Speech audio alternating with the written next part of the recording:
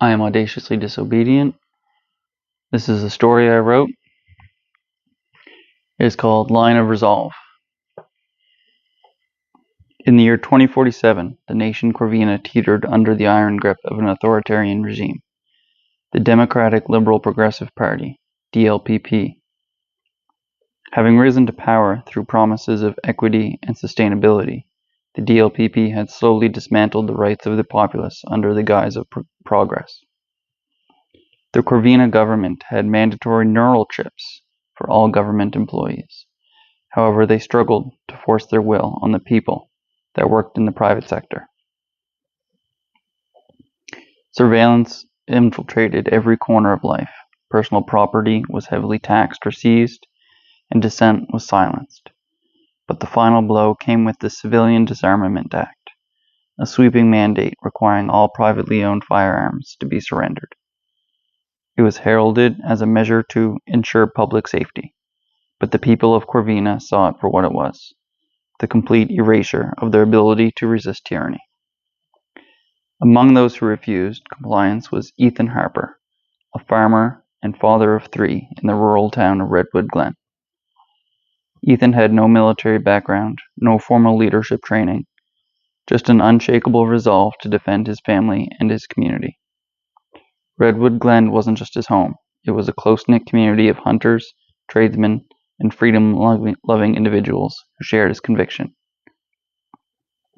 The people of Redwood Glen and neighboring towns had seen the writing on the walls for years. They made strategic purchases and connections in preparation. The people had almost completely stopped using the Corvina currency, choosing instead to conduct most of their business in a combination of cryptocurrencies and precious metals. They were still forced to convert some of their wealth to government currency to pay the high property taxes. The call to arms. DLPP had agents. Agents had left Redwood Glen that afternoon, their black SUVs kicking up dust as they disappeared down the dirt road that led out of town. The silence they left behind was heavy, oppressive. The ultimatum they delivered rang in every resident's ears: 3 days to surrender your firearms, or we will return to enforce compliance. As the sun dipped behind the hills, casting long shadows over the town, Ethan Harper knew there wasn't a moment to waste. He climbed the creaking steps of the town's old church, pushing open the heavy wooden doors. Inside, the air was cool and smelled faintly of varnish. Rows of pews stretched before him, and the modest altar stood bathed in the soft golden glow of the setting sun filtering through the stained glass windows. Ethan rang the church bell. Its deep, resonant tone echoed across the town, calling everyone to gather. Families emerged from their homes, leaving behind unfinished dinners and chores, drawn by the urgency they saw in Ethan's face as he stood in the doorway waving them inside. The pews filed in quickly, and soon the church was packed with farmers, shopkeepers, teachers, mechanics, and their families. The murmur of anxious voices filled the space until Ethan stepped up to the pulpit. He looked out at the crowd, faces he'd known his whole life, faces that carried the weight of uncertainty and fear. He took a deep breath and began. "They'll be back in 3 days," he said. His voice was calm, but carried an edge of steel. "And when they come, they won't be asking, they'll be taking." A ripple of murmurs swept through the crowd. "They want our guns, but it's not just about that," Ethan continued. "It's about control. If we give in, we give up more than our firearms. We give up our freedom. If we do that, what's next? Our homes? Our children?" The room fell silent. Ethan let the words sink in before pressing on. "I'm not a soldier," he said, his voice softer now. "I fought a war, but I know this. No one is coming to save us. If we want to protect our families, our town, and everything we've built, we have to do it ourselves. And we have to start now. It's about freedom, and that belongs to all of us." For a moment, no one moved. The enormity of the situation hung in the air like a weight. Then a man stood up. It was Harold Rosso, the town's blacksmith, welder, and machinist. his broad shoulders and weathered hands a testament to a lifetime of hard work. "I'll stand with you, Ethan," Harold said. Another voice chimed in from the back. It was Rachel Carter, the former IT specialist turned homesteader. "Me too," she said firmly. "And I'll bring what I know. If they want to use their tech against us, we'll use it against them." One by one, others rose. Joseph, the owner of the general store, pledged his support. Claire, a school teacher, volunteered to help organize supplies. Even teenagers like Mark, Ethan's eldest son, stepped forward, their faces resolute. Ethan raised his hand to quiet the room. He calmly proclaimed, "This will be a war. We must let them make the first move, and once they do, we must be ready to not just defend the town, but to go on the offensive." Everyone present nodded in agreement, knowing the little bit of freedom they had left, and the freedom of all future generations was at stake. Once the war goes hot, we must act swiftly to ensure victory as quickly as possible. The DLPP will simply continue to escalate until our entire town is a crater, Ethan said, knowing there would be no going back once they made their first stand. There was a few seconds of silence that felt like hours as everyone came to grips with the situation they had seen coming for years. Harold broke the silence. "I guess we should get to work." The people went to their respective homes and businesses to have some serious discussions and begin preparations.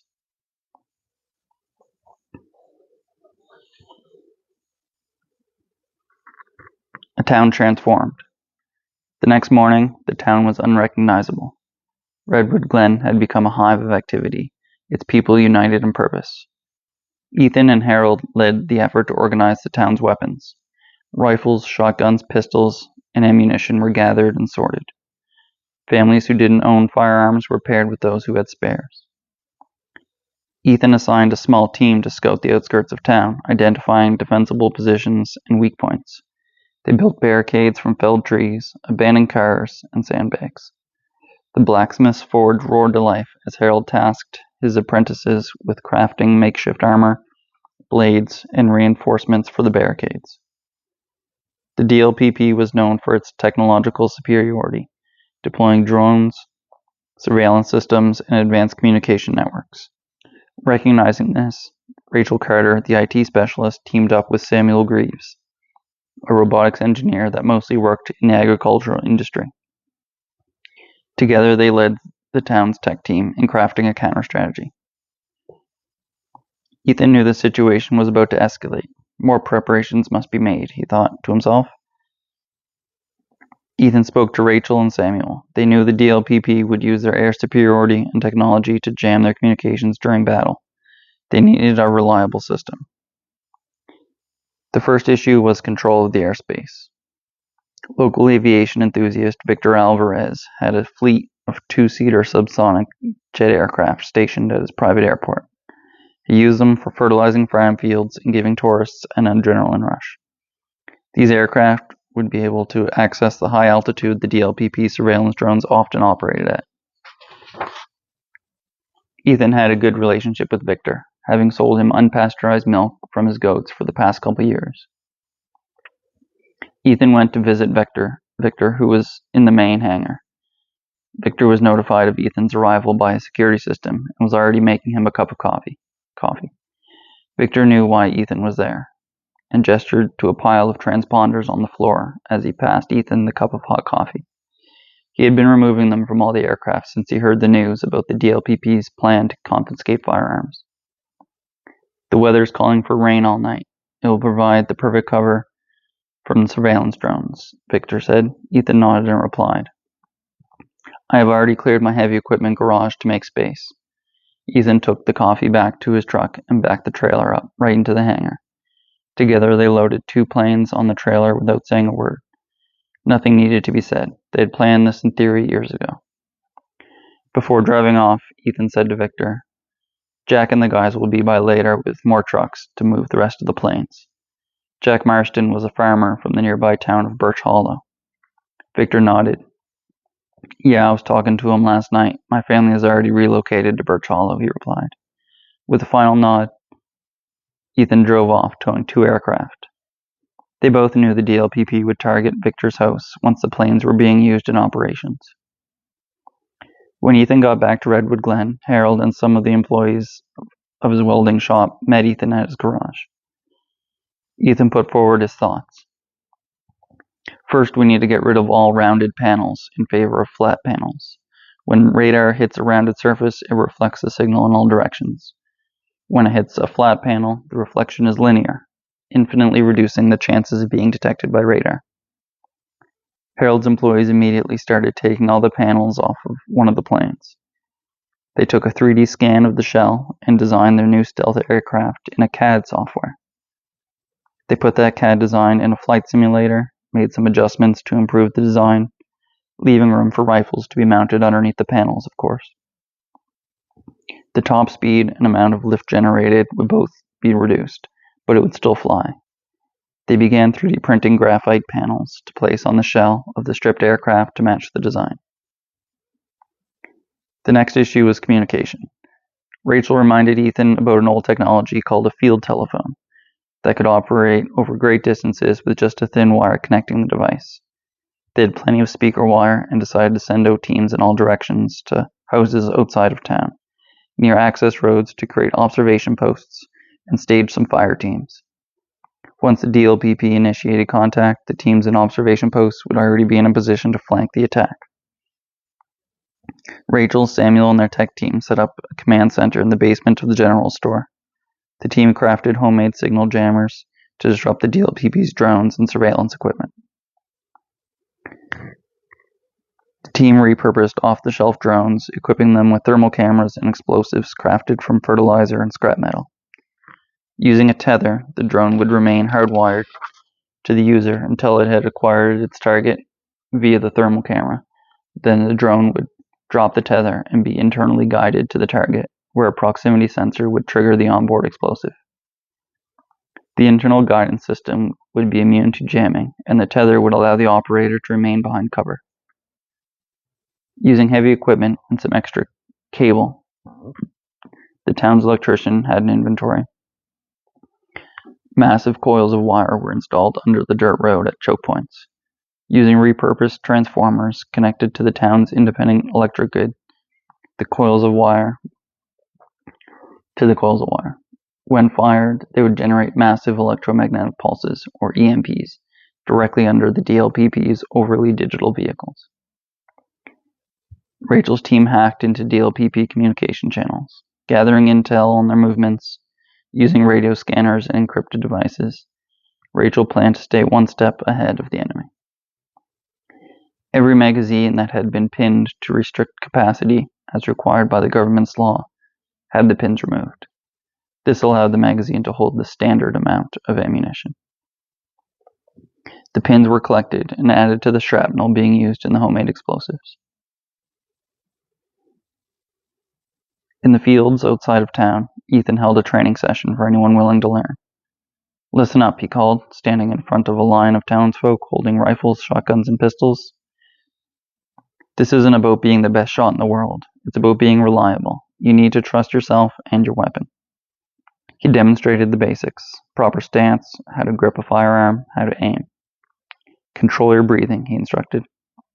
"Squeeze the trigger, don't yank it. Let the shot surprise you."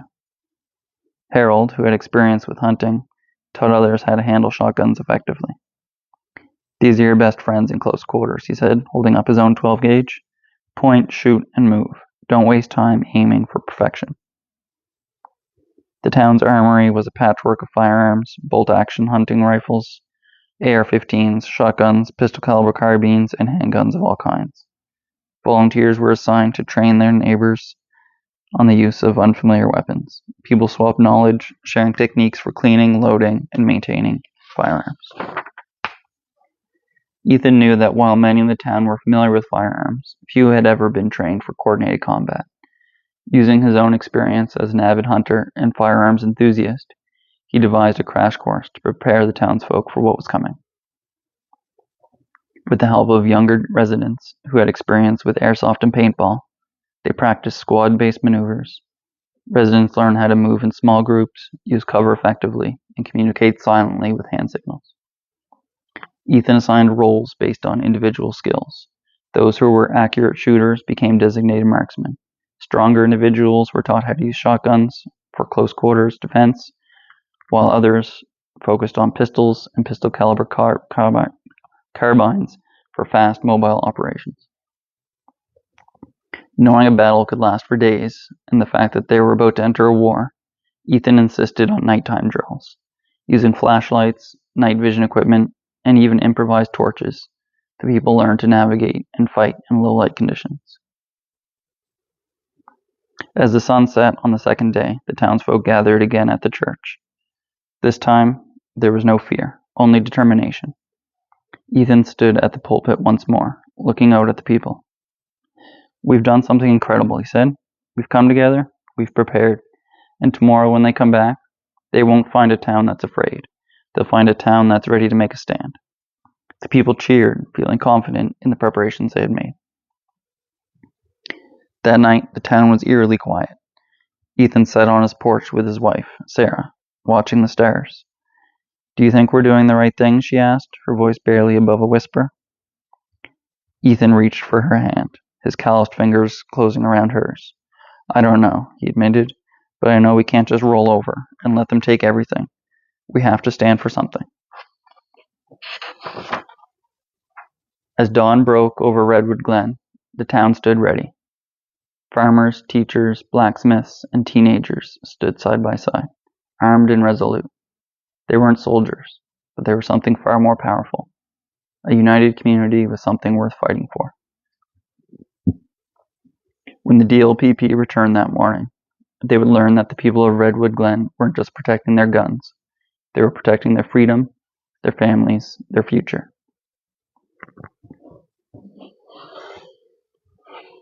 First skirmish.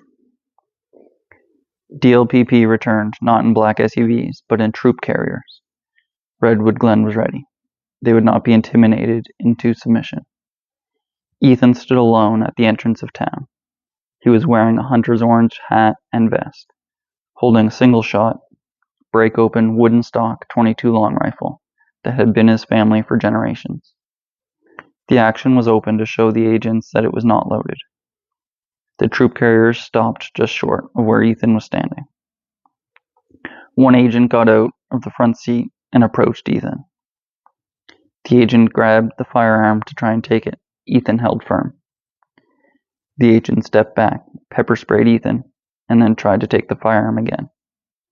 Troops disembarked from the carriers and formed a line in front of the trucks.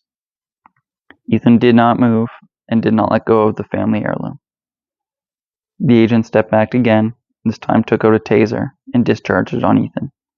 Ethan fell to the ground, then, miraculously, still holding the gun his father had given him, he stood back up.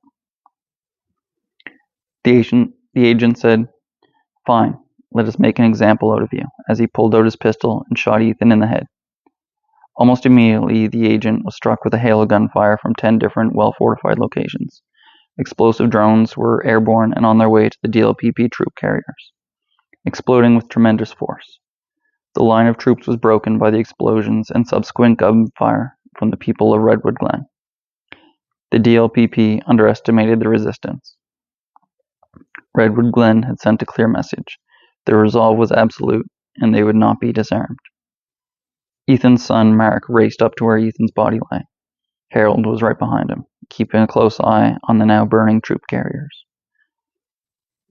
As the people of Redwood Glen secured the area, they were able to take 4 prisoners, 15 working rifles, and 7 rifles that could be used for parts to make 3 working rifles. The people of the town gathered near the church. All knew they had just started a war. They had to act quickly, knowing DLPP would retaliate quickly. Rachel spoke up. "No time to waste, you know where I'll be," as she headed toward her workshop. Rachel's team hijacked government propaganda broadcasts, replacing them with footage of the recent events, along with a message showing others that despite their technology, the DLPP was not invincible. The prisoners they had taken were all paralyzed within 30 minutes. The DLPP must have done this using their neural chips. They don't want our prisoners to talk or be able to hear our side, Rachel theorized aloud. Harold responded, "Can we do anything?" "Maybe," replied Rachel. She went to her workshop and came back moments later. She had made a handheld EMP out of 3 AA batteries, a capacitor from an old camera's flash, and a coil of wire. She held the coil of wire up to one of the prisoner's neural chips and fired the EMP. The prisoner woke up. Rachel woke all the prisoners and had them locked in a root cellar. The people of Redwood Glen didn't pay much attention to the prisoners, but they did feed them. The prisoners could not understand what the food was seasoned with, or why it tasted so good. The food was not seasoned with anything. Naturally grown livestock, fruit, and vegetables was not something that was available at grocery stores in Corvina.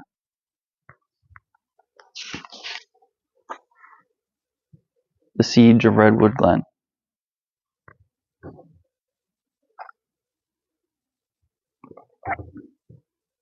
Harold and Mark stood on the church's bell tower, scanning the horizon with binoculars. They knew the DLPP would be back soon. Beside him, Rachel Carter held a field telephone. Below, the town bustled with activity. Men and women arming themselves, securing positions, and checking their gear. "They're coming," a voice spoke over the field telephone. It was one of the observation posts stationed at a house on the outskirt of town. 4 tanks and 5 armored troop transports to start, more in the distance. Through the lens, Harold could see the unmistakable headlights of an approaching convoy, rolling slowly down the main road, their silhouettes dark against the fading light. Rachel nodded. "It's time," she announced loudly. Harold, Mark, and Rachel descended the tower and walked to the center of town square. Farmers, hunters, mechanics, and shopkeepers turned fighters stood ready. "They think they can crush us tonight," Harold began, his voice carrying over the murmurs. "They've brought their tanks, their troops, their drones, but they've underestimated us. They don't know our land, our resolve, or our strength. Tonight, we show them that freedom isn't something they can take from us." A cheer rose from the crowd as they dispersed to their positions. The DLPP forces halted just outside of the town's perimeter. Soldiers disembarked, spreading into formation as their drones began to buzz overhead. Rachel's tech team immediately activated the jamming equipment. Many of the drones faltered midair, crashing into trees and rooftops, while others lost their video feed and circled aimlessly. The first shots were fired by hidden marksmen. Silent and precise, they took out key targets: drone operators, squad leaders, and heavy weapon specialists. The TLPP retaliated with a barrage of machine gun fire and mortar shells. Explosions lit up the night, shaking the ground and setting nearby fields ablaze. As the battle raged on, a small convoy of vehicles approached from the north.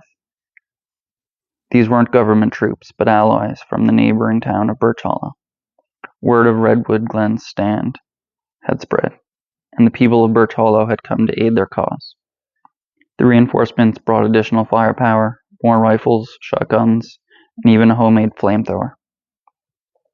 They also brought 2 explosive-laden trucks, hastily assembled but devastatingly effective. Harold greeted the leader of the reinforcements, a grizzled man named Jack Marston. "Glad you made it," Harold said, shaking his hand. "Wouldn't miss it," Jack replied. "Let's give these bastards a fight they'll never forget." The DLPP forces began to push into the town, using their superior numbers and heavy vehicles to breach the outer defenses. One of their tanks rolled over a barricade, its turret swiveling toward the town center. It had rolled right on top of one of the town's EMPs they had buried under the road. It was fired just in time to stop it from firing. Rachel coordinated with the explosive drone team. "Now," she shouted. A drone zipped through the air, dodging gunfire as it made its way toward the tank. It dove under the turret and detonated, sending a plume of fire and shrapnel into the air. The tank crew scrambling to escape before being picked off by marksmen. Meanwhile, Jack's reinforcements used their explosive trucks to ambush the other tanks. The trucks were lifted with off-road tires, making use of trails only known by the locals. The trucks were able to crash into the rear of the remaining tanks. Having little armor on the rear, the tanks were disabled. The units in the observation posts, equipped with night vision, moved efficiently in the darkness, ambushing the artillery unit from behind, silencing the mortars that had been raining destruction on the town. The DLPP's advance faltered. As dawn approached, the DLPP forces launched one last desperate assault. They sent waves of soldiers into the town, hoping to overwhelm the defenders. Harold and Jack led a counterattack, rallying the people to hold the line. Shotgun-wielding defenders repelled troops at close range, while marksmen picked off troops. The fiercest fighting occurred near the church, where the DLPP tried to capture the command center. Harold personally led the defense, using a combination of tactical ingenuity and sheer determination to repel the attackers. By mid-morning, the DLPP forces were in full retreat. Their vehicles were destroyed, their drones grounded, and their soldiers either captured or fleeing. Redwood Glen stood victorious, though battered and bruised. The townsfolk emerged from their shelters, cheering and embracing one another. Harold stood in the church square, bloodied and exhausted, but alive. "Today, we proved that freedom is worth fighting for," he said to the gathered crowd. "But this is just the beginning. Let this be a message to every town, every city, and every person who values their liberty. Stand with us, and together we will be unstoppable." The people of Redwood Glen raised their weapons in salute, their spirits unbroken despite the cost. The spark of rebellion had become a roaring flame, and there was no turning back. The siege of Redwood Glen would be remembered as the turning point in the fight for freedom, a testament to the courage and determination of ordinary people against extraordinary odds.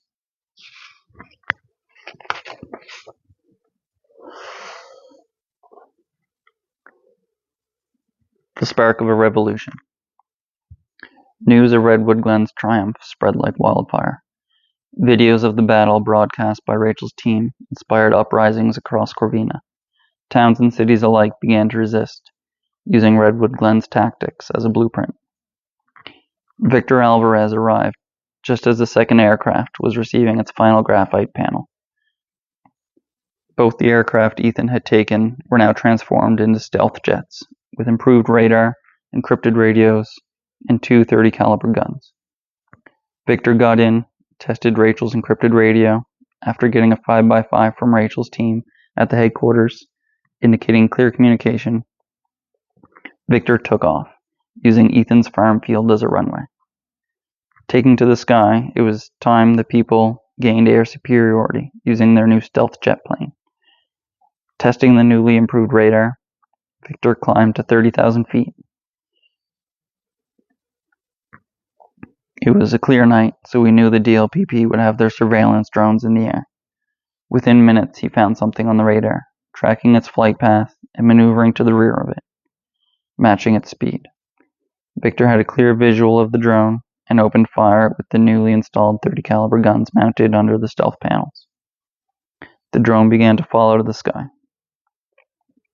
Victor hit the radio button to let Rachel's team know they were free, for now, from their surveillance drones. Victor would stay airborne as long as his fuel tank would allow, or until he was taken out by DLPP fighter jets or surface-to-air missiles. The town of Redwood Glen, after hearing the good news about the surveillance drone, started loading everything that would be useful into their family vehicles and 3 semi-truck trailers. The whole town was evacuating, moving to Birch Hollow. When Victor was almost out of fuel, he used the radio to let Rachel's team know, who in turn told one of Victor's employees, who then took the second stealth aircraft to the sky. They would maintain a patrol as long as they could. Victor began his descent toward Birch Hollow. There he would land in a farm field near a hangar that had the rest of his airplanes. The planes were currently being outfitted with guns, explosives capable of being dropped, and radios, leaving the original body panels intact in favor of speed and maneuverability. By hacking into DLPP logistics systems, Rachel rerouted supply convoys into ambush zones. The people intercepted these supplies, taking food, ammunition, and medical gear for themselves. Once Rachel and Samuel's team had moved their workshop to Birch Hollow, There was a meeting with the leaders of all teams. They had to end the war soon, knowing they would soon lose air superiority. Knowing all government employees had neural chips was a fact they would use to their advantage. They needed physical access to one of DLPP's computers, the one in the Prime Minister's office. If they could steal the hard drive, they would be able to control the neural chips in all of the government employees' heads, including the military members. A large assault would be too obvious. Max Wilcox offered to drive, and Harold Rosso volunteered to accompany him in the passenger seat. Max Wilcox owned an auto parts shop and frequently delivered parts all over the city. Max took Harold and a team of mechanics to his garage where his delivery vehicle was. It was a 3D printed shell of a 1980 Porsche 911 with all black body panels. It had a naturally aspirated, liquid-cooled Porsche engine, making 450 horsepower and revving to 12,000 RPM. Paired with a 6-speed Subaru WRX STI transmission, giving it full-time mechanical all-wheel drive. The whole car weighed 1,500 pounds with a full tank of fuel. The car was meticulously maintained and had run-flat tires. The team got to work installing 2 automatic shotguns on the roof, as well as radar, night vision, and thermal sensors, all controlled by in-house programmed artificial intelligence. The shotguns would be capable of defending the car from any threat, including explosive drones. Harold asked Max, "Forgive my ignorance, but isn't rear engine supposed to be a flaw?" Max chuckled, grabbed a sledgehammer, and laid it on the ground. He kicked the end of the handle, and the hammer spun around quickly. Max looked up from the sledgehammer and to Harold when he said, "Keeping most of the weight away from the tires that do the turning allows for less resistance to sudden changes in direction. Mid-engine may be better for circuit racing, but in the real world, or rally racing, the road is unpredictable." Harold nodded. "I see. I'd never thought of it like that." That night, Max topped up the fuel tank and started the car to let the engine warm up.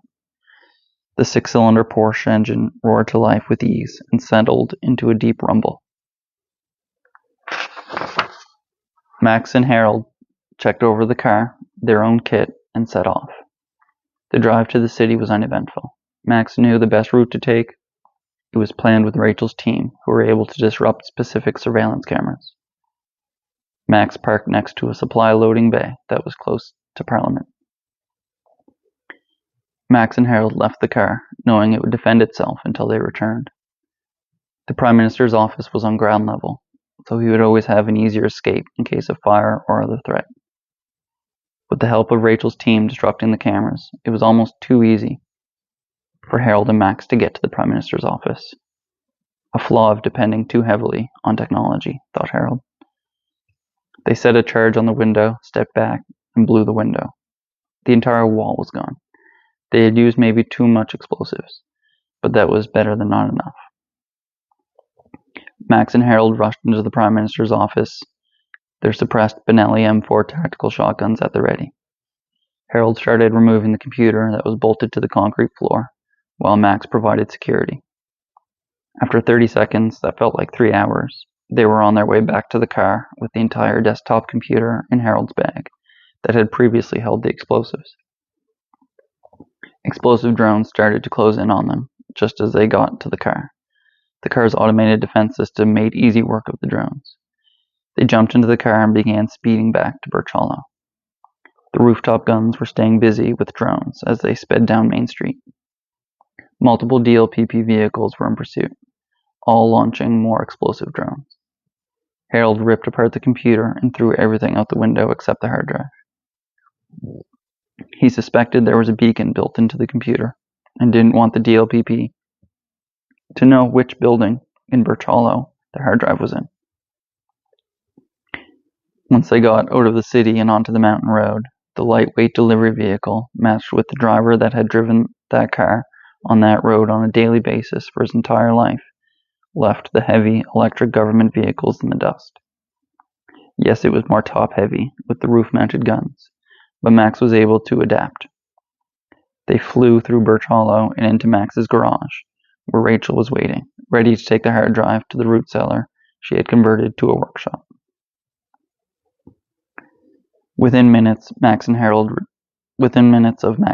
returning to Bertolo, the DLPP had launched the entire force of the military against them.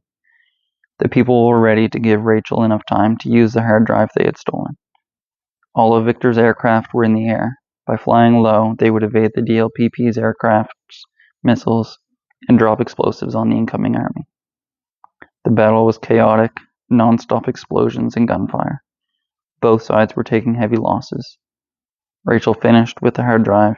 The code was being uploaded to all DLPP neural chips. One by one, the government troops stopped fighting and fell to the ground. She had paralyzed every single one of them by using their own technology against them. As the people finished off the last of DLPP's automated drones, a sense of relief fell over the people. They had done it. They had, against all odds, persevered and defeated the tyrannical government of Corvina.